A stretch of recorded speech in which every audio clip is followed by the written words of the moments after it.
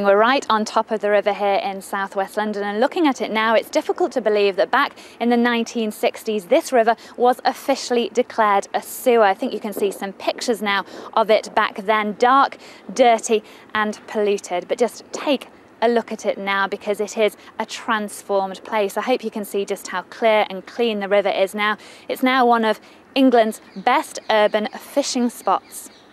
It is one of 10 rivers named today by the Environment Agency as most improved in England and Wales. Also amongst them, the River Mersey, once the most polluted river in Europe.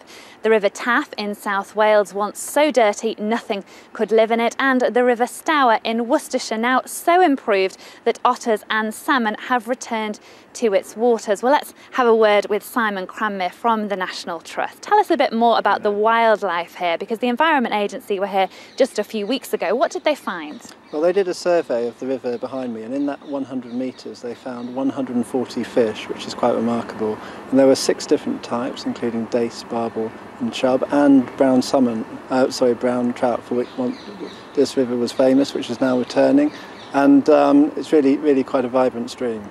And they've also found kingfishers as well, you were saying earlier. And how important is it to a park like this, National Trust Park, to have a clean river running through it? Well, it's really good for us because lots of visitors come to see the wildlife. And for example, we have the heron colony closest to central London, so it's great to have good heron numbers for visitors to enjoy.